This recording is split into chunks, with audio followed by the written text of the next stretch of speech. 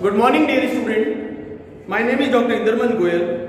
Today I will discuss a practice question paper that I have given to you all for as your exam, and the marks obtained by most of the students is not satisfactory. So I am giving you answer in detail. Though the question are MCQs, but all these questions are based on the basic fundamentals. Only those students could do in the best manner. The performance is good for some of the students who are conceptually clear. But most of the students have attempted the paper, but the marks obtained by them is not so satisfactory. That is why I am giving you the detailed explanation about each and every question that has been asked to you in this exam. प्यारे विद्यार्थियों, मैंने एक class test लिया था based on only 2 chapters of accounting, that is admission of new partner, retirement and death of partner. 20 questions were asked to you and 30 minutes were allowed. These are questions based on the basic concept and are little bit practical. So better to keep pen and register with you, and I am speaking out the question, so you listen it and try to solve, and I will also give you the detailed answer, the correct answer. And some of the students were confused क्योंकि it is a question paper designed totally according to the concept of accounting, not based on the question given in a particular textbook. Our first question is, goodwill paid by new partner is always distributed among old partner in their, यानी कि एक नए साझेदार द्वारा जब firm में अपने हिस्से की गुडविल नकद में चुकाई जाती है तो उसे पुराने साझेदारों में कौन से अनुपात में बांटा जाता है? The alternative that I have given, the option are A. Sacrifice ratio, B. New ratio, C. Old ratio, D. Gain ratio. लेकिन बहुत सारे बच्चों ने क्या किया? Old ratio लिख दिया, जो सही नहीं है. Amount of goodwill paid in by the new partner is always distributed in sacrifice ratio. ये ओल्ड रेशियो सिर्फ एक दशा में सही हो सकता है, एक कंडीशन में. कब? जब ओल्ड पार्टनर अपना रेशियो चेंज नहीं करते हैं. But you know there are so many methods of calculation of new ratio in case of admission of a partner. In such a case, you have to calculate sacrifice ratio of each partner. So make it clear in your mind that goodwill paid in cash by the new partner is always distributed among the old partner in sacrifice ratio. तो ये आप हमेशा ध्यान रखिए. Sacrifice ratio हमें निकालना पड़ेगा कब? जब है ना उसका नए पार्टनर को जो शेयर दिया जा रहा है वो पुराने पार्टनर डिफरेंट लैंग्वेजेज में, डिफरेंट कंडीशन में, डिफरेंट सर्कमस्टेंसेज में देते हैं.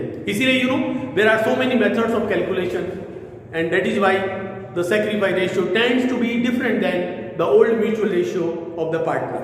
सो the correct answer was sacrifice ratio. अगर किसी ने ओल्ड रेशियो लिखा है तो that is totally wrong. Now our second question, interest on loan to the firm by outside parties may be, यानी कि अगर कोई बाह्य पक्षकार फर्म को लोन देता है तो फर्म उसको कितना रेट से इंटरेस्ट दे सकती है. इसके ऑप्शन थे 6% per annum, B 9% per annum, C 12% per annum, D any rate as per agreement. और यहाँ हमारे मोस्ट ऑफ द स्टूडेंट ने क्या लिख दिया? 6% पर एनम. बेटे वो 6% पर एनम कौन सा है? When there is no agreement, no partnership deed, and a partner has given loan to the firm, then that partner entitled interest at the rate of 6% per annum. और यहाँ बात किसकी है कि interest on loan to the firm, यानी कि firm ने किसी से लोन लिया है आउटसाइड पार्टी से. तो आउटसाइड पार्टी से लोन लिया तो उसको रेट ऑफ इंटरेस्ट क्या होगा? जो वो एग्रीमेंट करेगा वो कहेगा मैं 12% लूंगा तो फर्म विल हैव टू पे 12%. ये जो 6% पर एनम है किसके लिए? जब एक फर्म को पार्टनर से लोन मिलता है और उसका रेट ऑफ इंटरेस्ट तय नहीं होती है, तब एक फर्म है ना अपने पार्टनर को वो 6% पर एनम से इंटरेस्ट देती है. So the correct answer is D. Any rate as per agreement between the firm and partner. और ज्यादातर बच्चों ने 90% बच्चों ने 6% लिख दिया। अरे क्वेश्चन तो ढंग से पढ़ो, तब पता चलेगा कि सही आंसर क्या है। क्वेश्चन जो पूछा जाए ना उसके अकॉर्डिंग आंसर लिखना है। Accounting is totally systematic and scientific. You have to understand the language of the question. It is totally circumstantial. Nothing is based on rote memory. Right? Third question. X and Y are partner in 3:2. They admitted Z for 1/5 share. The sacrifice ratio of X and Y will be. तो यहाँ देखिए दो partner है X और Y, उनका old ratio दिया हुआ 3:2, लेकिन उन्होंने जो Z को एडमिशन दिया और उसको 1/5 हिस्सा दिया। अब देखिए इस क्वेश्चन में इसके अलावा और कुछ भी नहीं दिया हुआ है कि Z अपना हिस्सा किससे ले रहा है या Z को ना X कितना दे रहा है, Y कितना दे रहा है। Nothing is given. In such A case the sacrifice ratio will be exactly equal to the old mutual ratio of the old partner. No need to calculate. ये हमारा कॉन्सेप्ट है कि जब दो लोग पार्टनर है और एक नया पार्टनर फर्म में आया, उसको हमने जितना हिस्सा दिया वो 1 में से माइनस कर दो. The rest of the profit is to be shared by the old partner in their old mutual ratio. So in this case, the old ratio and sacrifice ratio will be the same. तो यहाँ उनका जो है sacrifice ratio क्या होगा, 3:2 ही होगा. इसको solve करने की जरूरत ही नहीं है. ये कॉन्सेप्ट अगर आप करोगे तब भी यही आएगा, क्योंकि 1 - 1/5 बैलेंस बचा 4/5. Now this 4/5 is to be distributed between X and Y in 3:2. तो when you will calculate, you will get the sacrifice ratio 3:2. तो ये जो मैंने आपको न्यू रेशियो निकालने के जो 10-12 मेथड का एक वीडियो भेजा था, उसमें ये पहला ही मेथड है. तो आप उससे आप कैलकुलेट कर सकते हैं और इसका sacrifice रेशियो वही आएगा जो हमारा ओल्ड म्यूचुअल रेशियो था. तो इसलिए द करेक्ट आंसर इज 3:2. और ऑप्शन मैंने दिए थे क्या, 2:1, 4:1, 3:2, 2:3. तो इसमें कैलकुलेट करने की जरूरत नहीं थी, क्योंकि यहाँ पे सीधा 1/5 हिस्सा दिया, पीछे जो बचा हुआ वो ओल्ड पार्टनर अपना है ना 3:2 में ही शेयर करेंगे. तो उनका जो ओल्ड म्यूचुअल रेशियो जो था वही उनका sacrifice रेशियो रहेगा. राइट. नाउ फोर्थ क्वेश्चन है, building of ₹4 lakh was raised to 120% on admission of new partner. Amount of good building account in revaluation account will be. तो ये क्वेश्चन है कि एक फर्म में बिल्डिंग बैलेंस शीट में 4 लाख रुपए का दिखाया हुआ है. जब एक नए साझेदार का प्रवेश हुआ तब बिल्डिंग का वैल्यूएशन क्या हुआ, इट वाज रेज्ड टू 120%. तो इसमें देखिए जो बुक वैल्यू होती है ना उसको हमेशा 100% माना जाता है. तो book value of building is 100% and the book value is 4 lakh. Now it is raised to 120%. तो ये प्रीपोजिशन आपने पता है ना. तो ये लिखा हुआ है कि 120% तक बढ़ाया जाए. हिंदी में इसका मतलब वो 120% तक बढ़ाया जाए. तो बताओ अगर कोई 100 है उसको 120% तक आप बढ़ाओगे तो बताओ कितना परसेंट बढ़ा, इट इज 20% इंक्रीज. एक होता है इंक्रीज बाई 120%. तब तो है ना वो 4 लाख रुपए का 120% निकाल के वो पूरा रिवैल्यूएशन में क्रेडिट पे लिखते. क्यों लिखते, क्योंकि आप देखिए यहाँ बिल्डिंग है, हमारी एसेट्स है और उसका वैल्यू बढ़ रही है.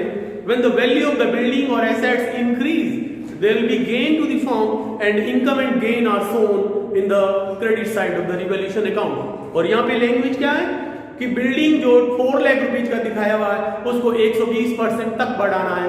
120% तक बढ़ाना मतलब 20% ही बढ़ाना है, क्योंकि जो बुक वैल्यू दी गई होती है ना बैलेंस शीट में, जो भी एसेट्स और लायबिलिटी की वैल्यू दिया हुआ ना, that is always considered equal to 100. तो इसलिए यहाँ पे करेक्ट आंसर क्या होगा, देखो मैंने 4 ऑप्शन दिया है कि 4A हमारा 4,80,000, B है 4 लाख रुपीज, C है हमारा 80,000 और D 3,20,000. तो यहाँ actually increase by 20%. What will B 20% of 4 lakh? It is ₹80,000. So the correct answer is 80,000. यहाँ पे कई लोगों ने 4,80,000 रुपए लिख दिया, कई लोगों ने 3,20,000 रुपए लिख दिया, बट आंसर एक ही होता है. The correct answer is increase by 20%. raised to 120%, मतलब सिर्फ 20% से बढ़ाना है. अगर ये होता raised by 120% तो इसका मतलब होता 4 लाख जो दिए हुए 120% से बढ़ाना है, तो फिर 4 लाख का 120% होता है हमारा 4,80,000 रुपए. तो फिर रिवॉल्यूशन अकाउंट में क्रेडिट में आता 4,80,000. सही. तो ये आपको लैंग्वेज को पढ़ना है, प्रीपोजिशन आना चाहिए और उसी को कंसिडर करते हुए करना है। ठीक है, नेक्स्ट हमारा एक क्वेश्चन है, A and B are partner in 5:3. They admitted C for 1/4 share. C paid rupees 1,50,000 as his capital and rupees 40,000 for his goodwill. Right? अब क्वेश्चन क्या है? Amount to be credited in C's capital account will be. यानी कि C एक नया partner आया, वो capital 1,50,000 पे लाया, तो आपको पता है कैपिटल लाने पर क्या एंट्री करेंगे फर्म की बुक में? It will be entered like cash account debit to C's capital. तो C's कैपिटल में क्या आएगा? By bank by cash 1,50,000। फिर वहां लिखा है वो गुडविल के लाया कितना रुपया? गुडविल के लाया 40,000। तो गुडविल की एंट्री क्या होती है? गुडविल की एंट्री वो एंट्री होती है कैश अकाउंट या bank account debit to goodwill, ये लाने की होती है, और उसको बाद में बांटने की क्या होगी? Goodwill account debit to old partner. तो वो गुडविल जो लाएगा ना, it will be credited to old partner in their sacrifice ratio. तो हमारा क्वेश्चन क्या है कि सी के खाते में क्रेडिट पक्ष में कितना रुपया दिखाया जाएगा? सो correct answer is 1,50,000। Only the actual capital brought in by new partner will be credited in his account. तो जो गुडविल लाया ना, वो तो पुराने साझेदार है, उनके सैक्रिफाइस रेशियो में उनको क्रेडिट की जाएगी। तो दिस इज द कॉन्सेप्ट। तो यहाँ पे कई बच्चों ने क्या किया, वो 1,90,000 पूरा इसी के अकाउंट में क्रेडिट कर दिया। That is wrong. C's capital account will be credited only by his share of capital that he has contributed to become partner in a firm. तो यहाँ करेक्ट आंसर क्या होगा? It will be 1,50,000। आंसर क्या क्या दिए हुए थे? Option थे देखो, 40,000, 1,50,000, 1,90,000, 1,10,000। तो ऐसा क्वेश्चन जब MCQs बेस्ड होता है थोड़ा कंफ्यूजिंग लगता है, लेकिन आंसर तो एक ही होता है। सही आंसर वही दे पाएगा जो सही जानता है, सही वही जानता है जो पढ़ाई करता है, और आप लोगों ने सही ढंग से पढ़ाई नहीं करी है, इसीलिए आपके कई सारे आंसर गलत हुए हैं। So be careful, try to understand the language, focus on the language. Question में क्या पूछा गया उसका आंसर देना है। आपने कोई रटाया है अकाउंट्स में? बिल्कुल नहीं चलता है। तो only capital amount will be credited. 1,50,000 is the correct answer. तो you can check, you have given your test on survey hunt, so you can check, evaluate yourself. Next question 6.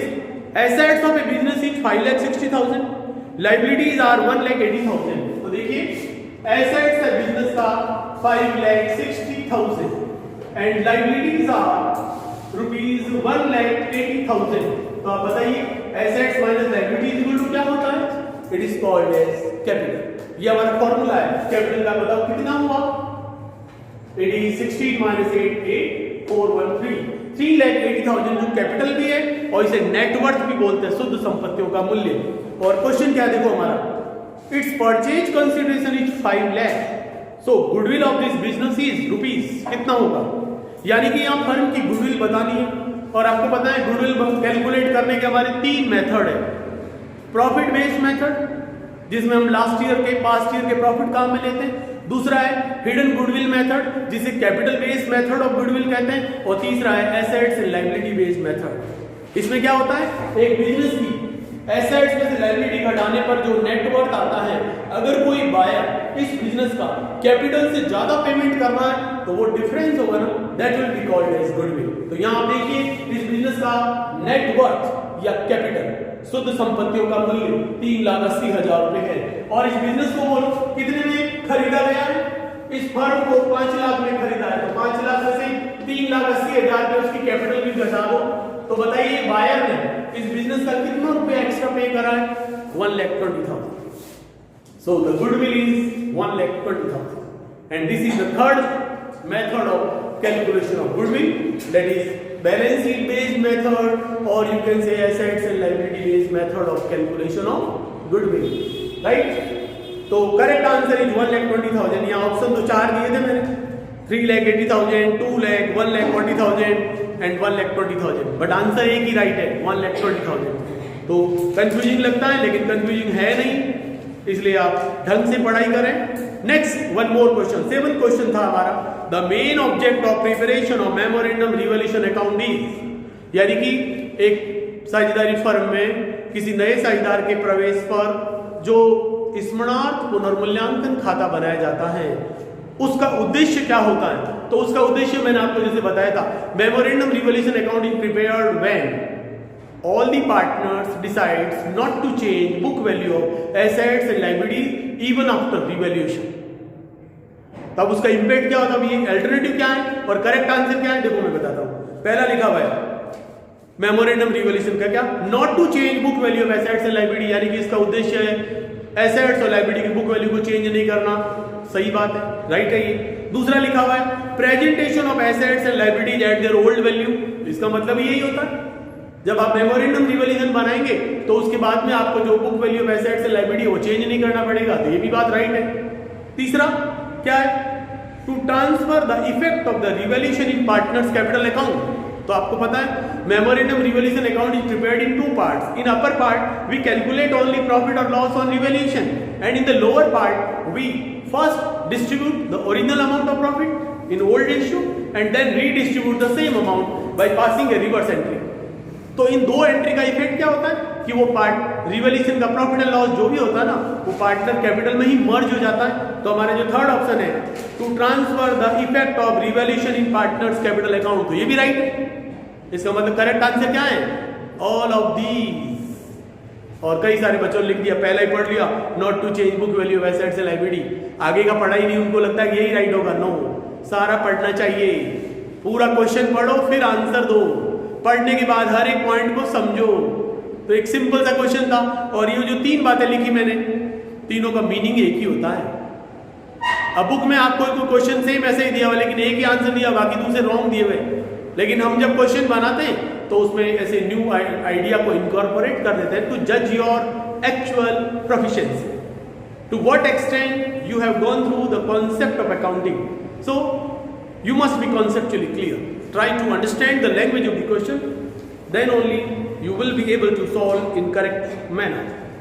Our next question is amount of goodwill paid by new partner to the old partner personally is, यानी कि जब एक नया साझेदार firm में आता है उसे जब ख्याति की रकम लाने के लिए बोला जाता है और वो गुडविल की अमाउंट लाता है और पुराने साझेदारों को पर्सनली दे देता है, तो अब इसका ऑप्शन क्या है वो पढ़ो। Amount of goodwill paid in by new partner to the old partner personally is a not recorded in the book of the firm, हाँ फर्म की बुक में तो नहीं लिखा जाता है। दूसरा क्या है, recorded only in the book of partner, हाँ जो पार्टनर है अपनी पर्सनल बुक में तो लिखेंगे क्योंकि उन्होंने किसी को पेमेंट किया है तो वो तो अपनी बुक में तो लिखेंगे, तो वो उनका पर्सनल मैटर है बट लिखा तो जाएगा, तो ये भी राइट है। अभी थर्ड ऑप्शन है for not to open and close goodwill account in the book of the firm, हाँ ये भी राइट है क्योंकि जब कोई गुडविल पर्सनली दी जाती है इसका मतलब ही ये होता है कि सीक्रेटली चुपके से दे दो, फर्म की बुक में एंट्री कोई नहीं दिखाएं, तो ये भी राइट है। तो इसलिए इसका करेक्ट आंसर क्या है, all the above, all of these, ये आंसर राइट है। और कई लोगों ने लिख दिया not recorded in the book of the firm, question पूरा पढ़ा ही नहीं। क्वेश्चन क्या है, amount of goodwill paid by new partner to the old partner personally is, यानी कि जब एक नया साझेदार पुराने साझेदारों को फर्म की लिए ख्याति चुकाता है तो उसका हम क्या करते हैं, उसको बुक्स में नहीं दिखाते हैं, राइट है। उसको पार्टनर तो अपनी पर्सनल बुक में तो दिखाएंगे ही क्योंकि उनका हिसाब कैसे मिलेगा। और इसका उद्देश्य क्या हो गया कि बुक में ना पार्टनर कैपिटल में गुडविल के नाम से ना डेबिट करना है किसी को ना क्रेडिट करना है, तो ये भी राइट है। इसलिए आंसर है all of these, right. Next question, if new partner pay only a part of his share of goodwill in cash then for unpaid और remaining amount of his goodwill we will debit his, कौन सा खाता debit करेंगे, यानी कि जब एक नया साझेदार जिसको मान लीजिए 50,000 रुपये ख्याति के लाने हैं अपने हिस्से के और वो कह रहा है मैं तो 30,000 रुपये ही दूंगा, तो 20,000 रुपये को कम दे रहा है, इस 20,000 का आप क्या करोगे, उसको फर्म की बुक में अकाउंटिंग कैसे करोगे। तो ये मैंने आपको बताया था, हमारा एक कॉन्सेप्ट था when a new partner pay only part of his share of goodwill in cash, तो फिर क्या करेंगे, जो कैश में लाएगा वो तो cash account debit to goodwill और ओल्ड पार्टनर में सेक्रीफाई रेशियो में बांटी जाएगी। लेकिन अगर एक पार्टनर अपने हिस्से की ख्याति की कुछ रकम नकद में नहीं लाता है तो हम उसका कौन सा अकाउंट डेबिट करेंगे, देखो पहला है current account, his current account, his capital account, bank his bank account और लोन अकाउंट। तो करेक्ट आंसर क्या है? Correct answer is current account, यानी कि फर्म की बुक में उसका करंट अकाउंट खोल के हम उसको डेबिट कर देंगे और वो फर्म का डेटर बन जाएगा। कैपिटल को डेबिट नहीं कर सकते, क्योंकि कैपिटल को डेबिट करने का मतलब है उसका खाते में से हमने गुडविल का पैसा निकाल लिया, तो वो नहीं करना। So correct answer is current account. एक और अच्छा सा क्वेश्चन था, A B C are partner in 3:2:1, they decided to share future profit in 1:2:3। तो आप देखो, इसको लिख के देखिए, पार्टनर आप ए बी सी, उनका रेशियो था 3:2:1। बहुत ही सिंपल सा क्वेश्चन है, लेकिन फिर भी 10-12 लोग ही सही कर पाए, काफी लोग नहीं सही कर पाए। अभी बोला है ए बी सी पार्टनर है 3:2:1 में, they decided to share future profit in 1:2:3, यानी कि there is only interchange in the profit sharing ratio. तो now you can observe and you can detect कि यहाँ कौन कौन से पार्टनर का रेशियो चेंज हो रहा है। टोटल देखिए 3 + 2 + 1 = 6, और यहाँ पे भी = 6 हो रहा है। तो देखिए बी का पहले भी 2/6 था रेशियो, अब भी 2/6 है। ए का पहले 3/6 था, अब 1/6 हो गया। सी का अब क्या है, अब हो गया है 1/6, पहले था 3/6। क्वेश्चन क्या है कि कौन से दो पार्टनर में रेशियो में इंटरचेंज हुआ है। तो किसमें इंटरचेंज हुआ? ए एंड सी में हुआ। ए का जो 3 था उसका 1 हो गया, सी का जो 1 था वो 3 हो गया। तो इसका आंसर क्या है? The interchange is in between A and C. तो करेक्ट आंसर है ए एंड सी। और यहाँ मैंने 4 ऑप्शन दिए थे, ए एंड बी में चेंज हो रहा है क्या? नो। बी एंड सी में हो रहा है mutual change? No. A and C is the correct answer. फिर एक और लिखा हुआ नन ऑफ दीज, तो 4 देना ही पड़ेगा। बट जिनको सही पता है, जो समझ आते हैं, अकाउंट्स पढ़ते हैं रेगुलरली, उनको कोई दिक्कत नहीं होती है। प्रॉब्लम किसको होती है? जो क्वेश्चन ढंग से पढ़ते ही नहीं है। So correct answer was A and C. Next question, admission of new partner in a firm means, जब एक फर्म में किसी नए साझेदार को प्रवेश दिया जाता है तो इसका क्या अर्थ होता है? इसमें कुछ ऑप्शन दिए हुए हैं, उसको पढ़ना है, उसको समझना है और इम्पैक्ट बताना है। लिखा हुआ है कि increase in profit sharing ratio of 1 और मोर पार्टनर होता है। मान लो पहले 4 पार्टनर थे और अभी कोई नया पार्टनर आ रहा है, तो नए पार्टनर को लाभ में हिस्सा कोई एक जना भी दे सकता है, 2 जने दे सकते हैं और सारे लोग दे सकते हैं। ऐसा होता है। It is totally a matter of agreement between the old partners and the new partner joining the firm. तो यहाँ increase in profit sharing ratio of 1 और मोर पार्टनर, राइट है। जब एक नया साझेदार का प्रवेश होगा तो पुराने साझेदारों में से किसी एक का हिस्सा या ज्यादा का हिस्सा बढ़ भी सकता है और दूसरा है कि घट भी सकता है। Decrease in profit sharing ratio of 1 और more partner, more old partner, तो ये भी राइट है। और तीसरा है no change in profit sharing ratio of 1 और more of the old partner, तो ये भी राइट है। क्योंकि अगर मान लो हो सकता है ए बी सी डी में से केवल है ना ई को जो नया रेशियो कौन दे रहा है, शेयर कौन दे रहा है, केवल सी और डी दे रहे हैं, तो ए और बी ने कुछ नहीं दिया, तो उनका ओल्ड रेशियो भी वही रहेगा और न्यू रेशियो भी वही रहेगा। तो इसका भी आंसर है all of these. Correct answer is all of these. Next है हमारा, book value of goodwill is always distributed between oblique among the old partner in there. जब किसी नए साझेदार का प्रवेश होता है तो फर्म की पुस्तकों में जो ख्याति दी गई है उसे हमेशा बंद करना है। तो ये कौन से रेशियो में की जाएगी? हमेशा ओल्ड पार्टनर में ओल्ड रेशियो में ही की जाएगी। और नया पार्टनर जो गुडविल कैश में लाता है उसे हमेशा उनके सैक्रिफाइस रेशियो में बांटा जाएगा, ओल्ड पार्टनर में। और जो बुक में दी गई उसको हमेशा क्या होगा? ओल्ड पार्टनर में ओल्ड रेशियो में बांटा जाता है। और ऑप्शन दिए थे मैंने, old ratio, new ratio, sacrifice ratio, gain ratio. So the correct answer is only one, and that is old ratio. Entry क्या बनेगी? Entry होगी old partner capital account debit to goodwill. You know, when the goodwill is given in balance sheet, it is assets, it has natural balance debit. Now it is to be closed. So we will write to goodwill. जब goodwill को credit करेंगे तो मतलब old partner को debit करना है old ratio में, right? Next question number 30. Adjustment of partner capital account in new ratio on admission of a new partner में बी थ्रू। बहुत ही अच्छा क्वेश्चन है कि हमारा एडमिशन ऑफ पार्टनर में एक 6 प्रॉब्लम जो मैंने आपको नोट्स के माध्यम से भी भेजा था, adjustment of partner capital in new ratio. तो when the new partners capital is to be adjusted in new ratio, it may be through cash और थ्रू करंट अकाउंट। ये दो ही मेथड है, ठीक है। अब इसमें करेक्ट आंसर क्या है मैं पढ़ रहा हूं, देखो। किसी नए साझेदार के प्रवेश पर सभी साझेदारों के पूंजी खातों में जो समायोजन है वो किसके माध्यम से हो सकता है? ए, रोकड़ के माध्यम से, कैश अकाउंट से, बी, करंट अकाउंट से, सी, कैश अकाउंट या करंट अकाउंट, और डी लिखा है नन ऑफ दी, इनमें से कोई नहीं। तो यह करेक्ट आंसर है कैश अकाउंट और करंट अकाउंट, क्योंकि दोनों में से कोई एक मेथड हो सकता है। अगर किसी ने लिख दिया मे बी एडजस्टेड थ्रू कैश, ये राइट तो है, लेकिन जो तीन ऑप्शन है इनमें से सबसे राइट कौन सा है? सी होगा, मे be adjusted through cash account और करंट अकाउंट। अगर किसी ने करंट अकाउंट लिखा अकेला तो गलत, किसी ने अकेला कैश अकाउंट लिखा तो वो भी गलत। करेक्ट आंसर क्या है? May be adjusted through cash account और current account as per instruction given in the question. हमें किसके माध्यम से समायोजन करना है? जो क्वेश्चन में लिखा हुआ है। क्वेश्चन में क्या बातें हो सकती है कि आप है ना जो पूंजी का समायोजन रोकड़ लाकर और ले जाकर करना है, या साझेदारों के चालू खाते खोलकर करना, दोनों में से कोई भी कर सकते हैं। इसलिए करेक्ट आंसर ही सी, कैश अकाउंट और current. Right. Next question number 40, goodwill of a firm is to be valued at 3 year purchase of super profit. यानी कि फर्म की ख्याति का मूल्यांकन अधिलाभ का 3 गुना के बराबर करना है। सुपर प्रॉफिट यू नो क्या होता है? Super profit is excess of average और actual profit over the normal profit. और यहां आपको क्या दिया हुआ है आगे? इफ एवरेज प्रॉफिट इज 80,000, तो यहां आपको देखो 80,000 एवरेज प्रॉफिट भी दिया हुआ है और नॉर्मल प्रॉफिट दिया हुआ है 30,000। तो इसलिए सुपर प्रॉफिट कितना हुआ? 50,000। So it is one of the method of valuation of goodwill based on profit of the past year। उसमें मैंने आपको 5 मेथड बताए थे। प्रॉफिट बेस्ड मेथड में कौन सा?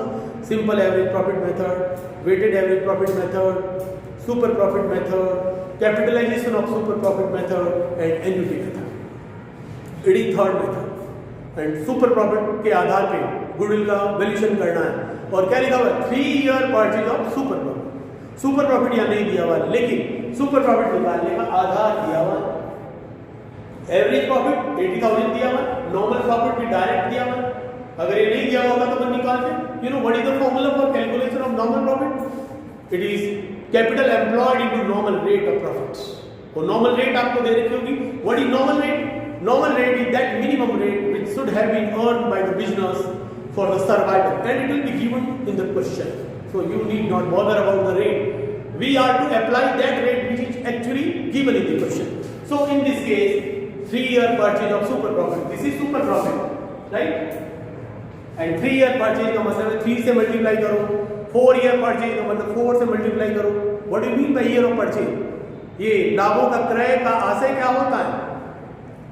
Year of purchase refers to that future time period for which existing profitability is likely to be maintained। लाभों का क्रय से आशय उस व्यवसाय की उस भावी अवधि से है जिसके लिए हम वर्तमान में जो लाभ कमा रहे हैं उस लाभ की दर को या अमाउंट को आने वाले 4 साल, 5 साल, 6 साल, कितने साल तक हम उसको कंटिन्यू कर सकते हैं, अर्न कर सकते हैं, एश्योर कर सकते हैं। अब ये number of year of purchase जितना ज्यादा होता है उस व्यवसाय का गुडविल उतनी ही ज्यादा होगी। आपको क्वेश्चन में दे रखा होगा और यहां दिया हुआ है 3 year purchase of super profit and super profit is equal to average profit minus normal profit. तो यहां 50,000 आया। अब इसको 3 से मल्टीप्लाई करो, what will be the amount?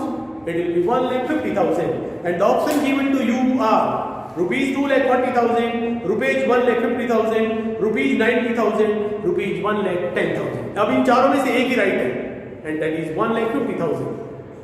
ये क्वेश्चन कई लोगों ने सही किया है। Thanks to you all for attempting this question. Next, question number 15.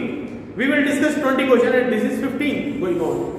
A, B and C have separate life policy of rupees 1,20,000, 90,000 and 60,000. On death of C, amount to be credited to C for his own life policy will be। यहाँ देखिए individual life insurance policy से related question है। 3 partner है और तीनों का life में अलग अलग पॉलिसी लिया गया है। किसने ली है? फर्म ने ली है, because it is question related to partnership firm. और एक फर्म अपने पार्टनर के लाइफ पे पॉलिसी क्यों लेती है, इंश्योरेंस पॉलिसी, ताकि अगर किसी पार्टनर की डेथ हो जाए तो उसकी पॉलिसी से वो सम इंश्योर्ड है वो पूरा मिल जाए, और उस सम इंश्योर्ड को है ना उसके लीगल रिप्रेजेंटेटिव को इमीडिएट पेमेंट करने में काम लिया जा सके। तो that can be use for payment to the legal representative of the deceased partner, but whatever amount is received on death of a partner on his policy is income of the firm. वो पैसा firm को मिलेगा, and you know उसका premium है ना firm ने अपने लाभों में से चुकाया था, और फर्म की जो इनकम होती है वो इनकम ऑफ ऑल पार्टनर होती है। इसलिए जब किसी पार्टनर की डेथ होती है तो रुपया मिलेगा, मान लो सी की डेथ हुई और सी का पॉलिसी में 60,000 रुपए का सम इंश्योर्ड है वो पूरा मिला, तो एंट्री क्या बनेगी, पहली एंट्री बनती है कैश और bank account debit to C's life policy 60,000। अब ये जो पॉलिसी का रुपया है ना वो तीनों पार्टनर में बांटा जाएगा। क्यों बांटा जाएगा, क्योंकि the premium was paid out of the profit of the firm, and profit of the firm is the result of the joint efforts of all the partners of the firm। एक firm में, साझेदारी firm में जो भी लाभ होता है वो सभी साझेदारों का सामूहिक प्रयासों का परिणाम माना जाता है। इसलिए जो सी की पॉलिसी पर रुपया मिला इसको डिस्ट्रीब्यूट करने की एंट्री क्या बनेगी, C's life policy account debit 60,000 रुपए to A's capital, to B's capital, to C's capital. अब यहां देखिए ए बी सी इन तीनों पार्टनर का रेशियो नहीं दिया हुआ है, तो when the profit sharing ratio of the partner is not given, then it is always treated equally. Why? It is the rule. It is as per law. आपने पढ़ा होगा provisions applicable in the absence of partnership deed, उसमें हमारा पहला ही rule है, when all the partner have not decided the profit sharing ratio, then they will always share the profit and loss of the firm in equal ratio। और यहाँ पे भी देखिए ratio नहीं दिया हुआ, और सी की पॉलिसी पे जो रुपया मिला वो हमें सारे पार्टनर में बांटना है, तो किस रेशियो में बांटोगे, इक्वली बांटना है। तो यहाँ हमारी एजम्पशन है, and it is clear to you all, it is to be applied, this is the only way to solve this problem. और यहाँ हमारा क्वेश्चन है कि सी की डेथ हो जाने पे सी की पॉलिसी में जो 60,000 रुपए मिले, इसमें सी के खाते में कितना रुपया क्रेडिट होगा। तो यू नो 60,000 रुपया सी की पॉलिसी में मिलेगा, लेकिन सी को खुद को अपनी पॉलिसी में तो हिस्सा 1/3 20,000 रुपए ही मिलेगा। ये कई लोगों को कंफ्यूजन है कि पॉलिसी तो सी की थी, सी की डेथ हुई है, उस पे जो 60,000 रुपए मिले वो पूरा सी को क्यों नहीं क्रेडिट किया। इसका कारण मैंने बताया, क्योंकि जब सारे पार्टनर का पॉलिसी पे प्रीमियम फर्म ने पे किया, फर्म ने लाभों में से पे किया, और फर्म के लाभ सभी पार्टनर का सामूहिक प्रयासों का परिणाम है। इसलिए सी की जो पॉलिसी में सी को हिस्सा है ना 1/3 ही मिलेगा। हाँ ये बात अलग है कि जिस दिन सी का डेथ हुआ उस दिन ए और बी की पॉलिसी का भी सरेंडर वैल्यू निकाली जाएगी। वो बीमा कंपनी से हम पूछकर ए और सी की पॉलिसी का भी सरेंडर वैल्यू निकालेंगे, उसमें भी सी के घर वालों को 1/3 हिस्सा दिया जाएगा, तभी वह जस्टिफाइड डिस्ट्रीब्यूशन होगा। लेकिन हमें यहां सिर्फ यही पूछा है कि सी की पॉलिसी में सी को खाते में कितना रुपया क्रेडिट करेंगे। सो करेक्ट आंसर इज 20,000। और यहाँ जो ऑप्शन मैंने दिया है वो कितना है, 1,30,000, 90,000, 60,000 and ₹20,000। So the correct answer is 20,000। Next question number 16 है, the payment to outgoing partner immediately after his retirement is called as. ये बहुत ही सिंपल सा क्वेश्चन है, ये रिटायरमेंट और डेथ से रिलेटेड है, और उसमें भी मोड ऑफ पेमेंट। तो आपने पता है किसी एक साझेदार की मृत्यु हो जाए, सेवानिवृत्त हो जाने पर उसको जो हम पेमेंट करते हैं ना, उसके 3 मेथड है। कौन से, payment in lump sum, payment in instalment and payment by annuity. और यहाँ ये बोला है कि अगर उसका रिटायरमेंट के बाद पूरा पैसा एक साथ चुका दे तो ना, इसके क्वेश्चन में ही आंसर ही दिया हुआ है, और वो आंसर है एक साथ चुकाने को क्या बोलते हैं, payment in lump sum. Hindi में क्या बोलते हैं, एक मुश्त भुगतान। तो इतना सिंपल सा क्वेश्चन था, प्राइमा फेसी इसका आंसर दिया हुआ है। अगर आपने थोड़ा सा भी पढ़ा है ना तो you can easily respond. So the correct answer is payment in lump sum, एक मुश्त भुगतान, एक साथ पूरा रुपया किसी को चुकाया जाता है, that is called payment in lump sum. So the correct answer is payment in lump sum. या ऑप्शन मैंने दिए payment in lump sum, payment in instalment, payment by annuity, payment of bonus, no, payment in lump sum is the correct answer. Next question number 17, ये एक बहुत ही अच्छा question है। A B are partner in 3:2। A और B एक firm में partner है, ये मैं करके बता रहा हूं। A and B are partner in 3:2, right. फिर they admitted C on this condition, उन्होंने सी को इस शर्त पे सम्मिलित किया, क्या? That profit sharing ratio between B and C will be, B and C का रेशियो क्या होगा? Will be equal to that of A and B, यानी कि बी और सी का रेशियो भी वही होगा जो ए और बी का था। तो यू नो ए और बी का रेशियो 3:2 है, तो बी और सी का भी होना चाहिए 3:2, और ये आपका बुक में भी दिया हुआ क्वेश्चन है। और ये जो मैंने आपको एक वीडियो भेजा था, various method of calculation of new ratio on admission of partner, उसमें भी शायद चौथा या पांचवा मेथड है, इसी को मैंने सॉल्व करके आपको भेजा था। तो अब इसको कैसे सॉल्व करना है? ये देखिए बी और सी को ऐसे गोला कर दीजिए, तो ये 3 2 जा 6 हो गया, ये बी का रेशियो हो गया 6, ए और इसको ए का निकालना है तो इसको ऐसे मल्टीप्लाई करो, 3 3 जा 9 यहां लिख दिया। अब जरा सी का निकालना, तो आप सी को ऐसे लिख दीजिए, 2 2 जा 4, आप सिंपली ऐसे कर दीजिए, ये आंसर आ गया बस 9:6:4। ये हमारा कॉमर्शियल मेथड है, मैथमेटिकल नहीं, बस सिंपली आप जब ये कंडीशनल है, जब दो पार्टनर है और एक नया आ रहा है और बोला ए और बी में जो रेशियो वही बी और सी में होना चाहिए, आप सिंपली ऐसे डायग्राम बना के बहुत इजीली कर सकते हैं। और इसका आंसर है 9:6:4। ऑप्शन तो दिए थे मैंने 3:2:1, 3:3:2 and 9:6:4 and 1:2:3, but the correct answer is 9:6:4। जिनको नहीं आया है, जिन्होंने नहीं पढ़ा है, फिर से पढ़ ले ढंग से, क्योंकि बोर्ड एग्जाम में भी ये क्वेश्चन आ सकता है। नेक्स्ट 18 क्वेश्चन है हमारा, if average profit of A business is ₹12,000 and normal rate of profit is 10%, the amount of goodwill of the firm will be. तो ये भी हमारा one of the method of calculation of goodwill based on profit है, और ये हमको दिया हुआ है normal profit, normal rate of profit 10% है और एवरेज प्रॉफिट दिया है। तो ये कौन सा मेथड है? ये capitalisation of average profit method है। तो यहां आपको जो एवरेज प्रॉफिट दिया हुआ है 12,000 और ये कैपिटलाइजेशन ऑफ प्रॉफिट वाला हमारा फॉर्मूला क्या है? Super profit upon normal rate. Average profit दिया तो average profit upon normal rate. अगर वेटेड एवरेज प्रॉफिट का बोला कैपिटलाइज करो तो फॉर्मूला हो जाएगा weighted average profit upon normal rate. तो यहाँ हमारा एवरेज प्रॉफिट है 12,000 and normal rate is 10%. Do you write like this?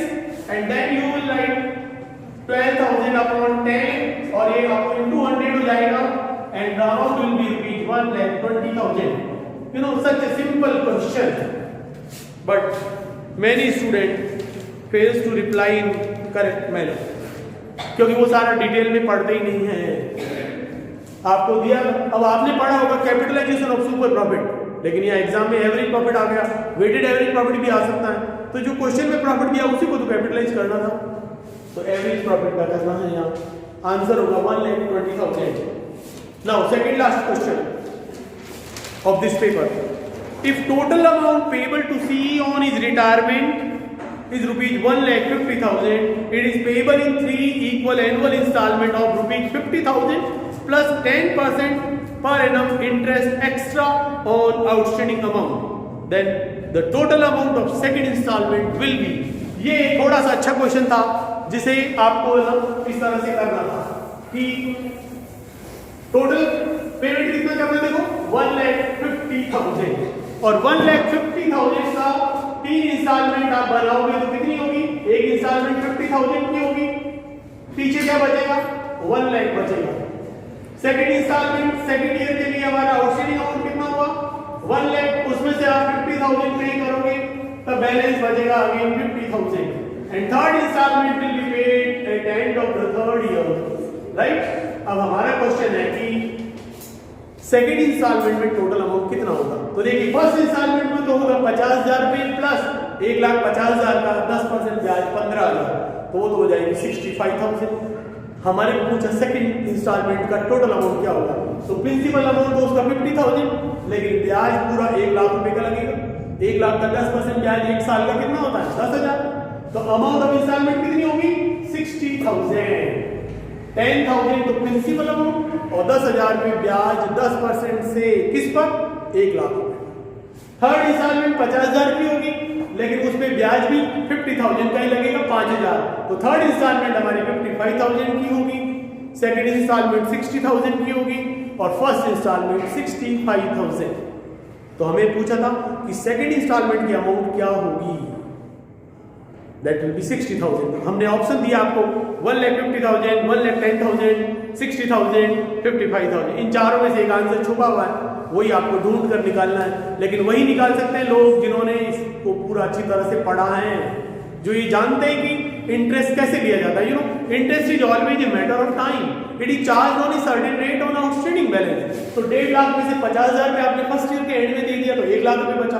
तो सेकंड ईयर के बिगिनिंग में हमारे 1 लाख रुपए बाकी था।